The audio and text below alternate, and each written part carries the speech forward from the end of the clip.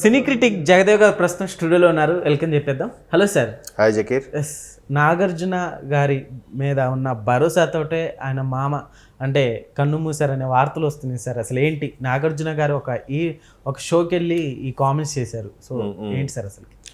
యాక్చువల్గా ఒక ఛానల్లో ప్రోగ్రామ్ వస్తుంది, స్టార్ట్ అయింది నిన్న మొన్నటి నుంచి స్టార్ట్ అయింది అది. సో దానికి hosting the great multi talented అనాలేమో, వెర్సటైల్ యాక్టర్ అనాలేమో, జగత్ బాబు గారు హోస్టింగ్ చేస్తున్నారు. సో జగత్ బాబు గారు అంటేనే the great VB Rajendra Prasad గారు ప్రొడ్యూసర్, జగపతి ఆర్ట్స్ అధినేత ప్రొడ్యూసర్ విబి రాజేంద్ర ప్రసాద్ గారు అబ్బాయి జగత్ బాబు గారు. సో మొదటి నుంచి కూడా ప్రొడ్యూసరు అంటే ఒక స్టార్డమ్ ఆ రోజుల్లో, అంటే ఇప్పుడు మనకి ఎలాగైతే పెద్ద పెద్ద ప్రొడ్యూసర్స్ అని చెప్పుకుంటున్నారో అలాగా తెలుగు ఇండస్ట్రీ మద్రాసులో ఉన్నప్పుడు కూడా ఈ అంటే ఎంత ఇదైనప్పుడు కూడా స్టార్ ప్రొడ్యూసర్స్ లిస్ట్ చెప్తే ఫస్ట్ ఆయన పేరు వినపడేదంట. ఈ రామానాయుడు గారి కన్నా ముందు జనరేషన్ అన్నట్టు ఒక విధంగా.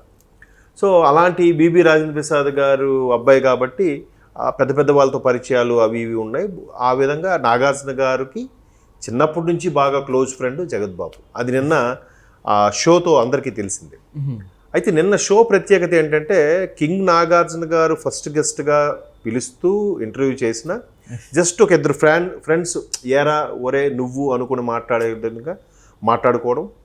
తీరా ఆ షో అంతా మనకు చూస్తే అర్థమైంది ఏంటంటే, ఎంటైర్ అక్కినేని నాగేశ్వరరావు గారి కుటుంబ సభ్యులకే వీళ్ళు ఫ్యామిలీ ఫ్రెండ్స్. అప్పట్లో ఆ సినిమా ఏంటో తెలియదు, చిటపట చినుకులు ఆ సినిమా, ఆ పాట పెద్ద హిట్ అయింది. అది వివి రాజేంద్ర ప్రసాద్ గారి సినిమా, నాగేశ్వరరావు గారు యాక్ట్ చేశారు. బి సరోజా గారు, నాగేశ్వరరావు గారు. రీసెంట్గా బి సరోజా గారు చనిపోయారు అనుకోండి. సో అట్లాంటి ఫ్యామిలీతో రిలేషన్ ఉంది కాబట్టి జగత్ బాబు గారికి నాగార్జున గారు అన్నయ్య అయిన వెంకట అక్కినేని గారు, వాళ్ళ సిస్టర్స్ అందరితోనూ చిన్నప్పుడు కలిసి ఆడుకోవడం, చదువుకోవడం, అల్లరి చేయడం, ఇవన్నీ పరిచయాలతో నిన్న తేటతెల్లమైంది.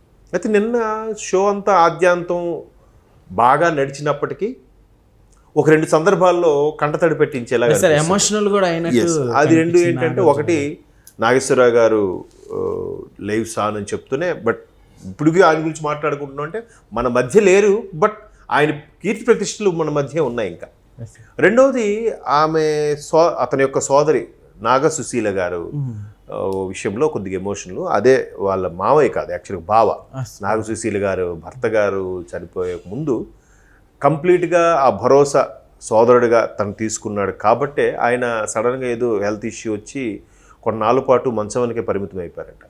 సో ఎంత డాక్టర్స్ ఇవాళ రేపు అంటున్నారు కానీ ఆయన ప్రాణం పోవట్లేదు. బట్ మనిషికి ఏదో కోరిక ఉండిపోయింది, అందుకే ప్రాణం పోవట్లేదేమో అన్నట్టుగా డాక్టర్స్ కూడా సజెస్ట్ చేస్తే ఈయన వెళ్ళి సుశీల బాధ్యత వాళ్ళ అబ్బాయి సుశాంత్ మనకి చాలా సినిమాల్లో కూడా చేసి హీరోగా చేశారు. తర్వాత రీసెంట్గా ఏంటది అలవైకుంఠపురంలో మంచి రోల్ చేశారు బన్నీతో పాటు. కరెంటు మూవీతో ఇండస్ట్రీ తెరంగేటం. ఇప్పుడు మంచి మంచి సైడ్ పాత్రలు కూడా చేయడానికి రెడీగా ఉన్నాడు. మంచి డాన్సరు, మంచి యాక్టర్ కూడా. సో ఆ సుశీల గారి అబ్బాయి సుశాంత్ వాళ్ళ బాధ్యత తీసుకొని నేనే నడిపిస్తుంటానని చెప్తే, అప్పుడు అలా చెప్పిన తర్వాత నెక్స్ట్ డే ఇప్పుడు ఆయన కన్ను మూసారట.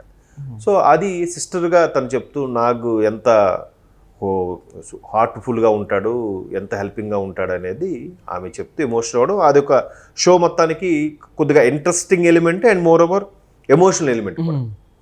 అంటే అఫ్కోర్స్ అట్లా డిజైన్ చేస్తారు, బట్ పర్సనల్స్ చెప్పుకోవడానికి నచ్చరు. జనగా నాగార్జున గారు కూడా ఏ షోలో కూడా ఎమోషనల్ అవ్వడం కానీ అది ఉండదు. స్టైలిష్కి బంచి పెట్టింది పేరు. ఇప్పటికీ ఆయన నిజంగా 65-66 ఇయర్స్ అంటే ఆవిడ నమ్మడం, అలాగే ఉంటాడు ఆయన. సో ఆ కలర్ కానీ, ఆ hair style, person height, personality, మళ్ళీ అలా అని ఎప్పుడు వివాదాలు వాటిలో ఉండడు. రీసెంట్గా తెలంగాణ మంత్రి కొండా సురేఖ గారు చేసిన అంశం వల్ల ఆయన ఇష్యూ ఏదో అయింది. తర్వాత ఆయన హైడ్రా కన్వెన్షన్ కూల్చేశారని వార్తలో వచ్చారు తప్ప ఆయన జనరల్గా ఉండడు. బట్ చాలామంది ఇండస్ట్రీలో కూడా కొత్త వాళ్ళకి అవకాశం ఇస్తుంటాడు అనేది కూడా ఆయనకు ఒక మంచి పేరు ఉంది. ఈవెన్ రామ్ గోపాల్ వర్మ లాంటి దర్శకుడికి కూడా ఫస్ట్ ఛాన్స్ ఇచ్చింది నాగార్జున గారేగా శివతోని. తర్వాత కృష్ణవంశీ గారు లాంటి వాళ్ళకి కూడా నిన్నే పెళ్ళాడతా లాంటి అవకాశాలు ఇవ్వడం. చాలా అంటే మంచి మంచి దర్శకులకి కూడా కొత్తగా మరి అంటే ఆయన వాళ్ళలో ఏ యాంగిల్లో చూస్తాడో ఏం చూస్తాడో తెలియదు కానీ వీడితో సినిమా చేస్తే బాగుంటుంది. ఇప్పుడు ఈవెన్ లారెన్స్కి కూడా ఫస్ట్ ఛాన్స్ ఇచ్చింది నాగార్జున గారే మాస్ సినిమాతో. అసలు నాగార్జున గారి కెరియర్లో శివ తర్వాత కలెక్షన్స్ పరంగా భారీ కలెక్షన్స్ రాబట్టిన సినిమా మాస్. లారెన్స్ గారికి ఛాన్స్ ఇచ్చింది కూడా నాగార్జున గారు. సో అట్లా అంటే నాకు ఇవే గుర్తున్నాయి. ఇంకా చాలా మందికి కొత్త దర్శకులకు కూడా నాగార్జున గారు అవకాశం ఇచ్చారు. ఈవెన్ అన్నపూర్ణ స్టూడియోస్ కూడా నాగేశ్వరరావు గారు వరకు ఒక స్థాయిలో ఉన్న అన్నపూర్ణ స్టూడియోస్ని ఈరోజు ఒక 10 మెట్లు పైకి తీసుకొచ్చారని చెప్పాలి. ఎందుకంటే దాన్ని ఇంటర్నేషనల్ స్థాయికి తీసుకెళ్లాలనేది ఆయన కోరిక. చాలా ఇంటర్వ్యూస్లో కూడా చెప్పారు. ఆ తర్వాత దాంట్లో అన్నపూర్ణ స్టూడియోస్లో ఈ 24 క్రాఫ్ట్స్ సంబంధించిన ఎస్పెషల్లీ కెమెరా కానీ, యాక్టింగ్వి కానీ, ఎడిటింగ్ కానీ అటువంటి సంబంధించి ఒక international school of theatre arts కూడా ఒకటి పెట్టారు. ఏఎన్ఆర్ థియేటర్ ఆర్ట్స్ అనే సంథింగ్ ఏదో. దాని ద్వారా కొన్ని వందల మంది విద్యార్థులు బయటకు వస్తున్నారు కూడా. సో అంటే అన్ని రకాలుగా నాగార్జున గారు రీసెంట్గా అన్నపూర్ణ స్టూడియోస్ కట్టి 50 ఏళ్ళు అయిన సందర్భంగా కూడా ఆ పాత ఎంప్లాయీస్ అందరికీ సన్మానించడం, వాళ్ళందరితో కూడా ఒక వీడియో తీసి చేయడము. అంటే నాగార్జున గారిని చాలామంది చాలా జోవియల్గా ఫ్రెండ్లీగా ఉంటారు. బట్ ఎవరి సమస్యలు వాళ్ళకు ఉంటాయి, ఉండవని అనట్లేదు. బట్ అంత ఉన్నా కూడా దాన్ని ప్రెజర్గా తీసుకోకుండా, ఇప్పుడు జనరల్గా ఎక్కువ ప్రెజర్ పడితే ఫేస్లో ఆ ఏజ్ కనబడిపోతుంది. బట్ అంత ప్రెజర్ తీసుకోడు కాబట్టి ఇప్పటికీ యంగ్గా కనిపిస్తారు అనేది చాలామంది విమర్శకులతో కూడా పొగడ్తలో తీసుకున్న వ్యక్తి నాగార్జున గారు. సో నిన్న కార్యక్రమం జయము నిశ్చయమురా ఏదో ప్రోగ్రామ్ పేరు.